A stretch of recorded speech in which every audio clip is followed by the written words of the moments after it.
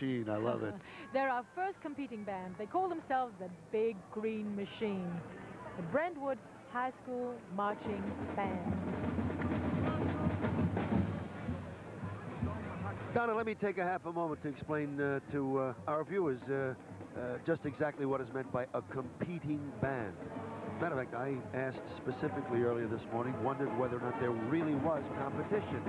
And throughout the parade today, many bands are going to be performing, but only 15 are actually competing. And those bands are going to perform 2-minute selections for the panel of judges. And each band is going to be rated according to its musical performance, as well as, and certainly it's a very important consideration, their showmanship. Showmanship. And the top prize is $500. We wish them all luck. Now let's listen to the Big Green Machine from Brentwood. I love those costumes.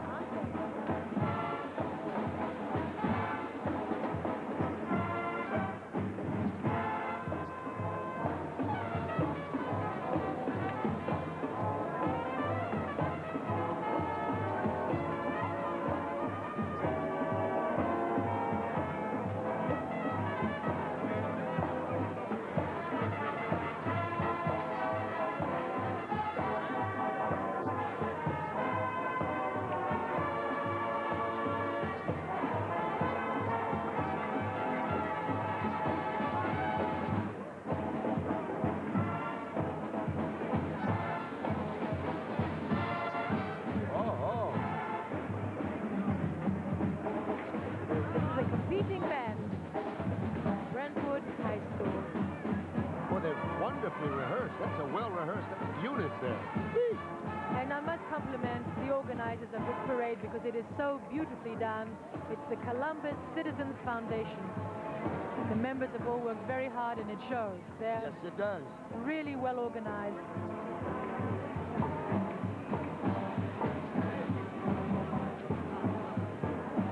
Get all these bands to line up, I'll never know. I hope they never ask me to do that. You know what else I'll never know? And a big hand to Alan.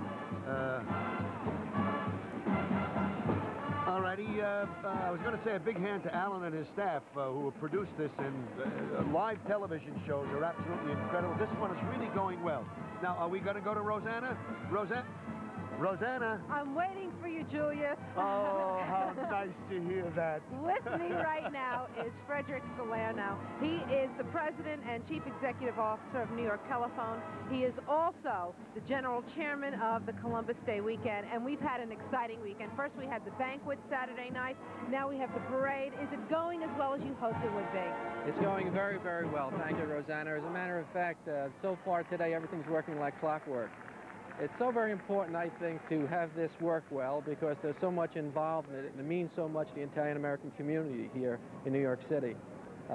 It's always good to be Italian, but it's particularly good to be Italian on Columbus Day. You said it. Is there one thing that you hope people get out of this parade today?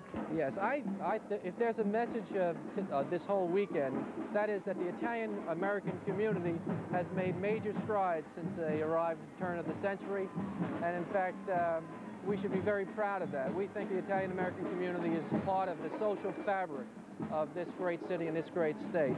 They're not any better than any other community, but I don't know of any other community that's any better than Italian. You said it. I agree with you. Thanks so much, and thanks for making this such a terrific weekend. Well, thank you, Rosanna. Pleasure to be here. Nice to see you. And now we have the more bands coming up. Don and Julius, do you have a favorite band yet? Actually, the one that just passed, Rosanna, I really thought was terrific, that Brentwood High School band from Long Island. And there are, you know, certainly another dozen or so going to be coming along, but so far that one has my vote, although I don't get a vote. It's a very subjective reaction to it. Rosanna, before we go further, Steven Spielberg, what has he got in common with King Ferdinand and Queen Isabella? That's a tough one. That's throwing you a curve, okay? I'll give you the answer. They both gave Christopher Columbus his first big break. In the instance of Steve Spielberg, his Columbus is a 29-year-old screenwriter who wrote the screenplays for Young Sherlock Holmes, The Gremlins, and Goonies. I just thought I'd pass that along to you.